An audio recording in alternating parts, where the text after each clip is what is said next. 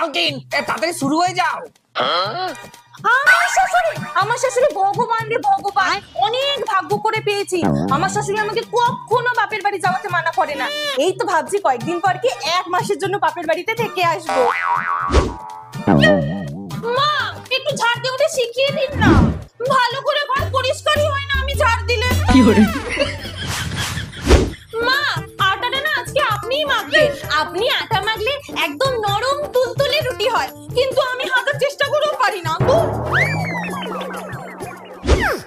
মা দিদি আসছে, যত পারবেন নিজের হাতে রান্না করে খাওয়াবেন। আমার ননদ তো শ্বশুর বাড়িতে কত মিস করে মায়ের হাতের খাবার। কে জানে বউগুলো এমন কেন হয়, শাশুড়িকে দিয়ে এত কাজ করায়।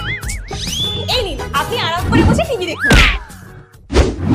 মা বলছে কি টিভি দেখতে দেখতে একটু চালের কাপড়গুলো বেছে দিন, আপনার টাইম পাস হয়ে যাবে তাই না।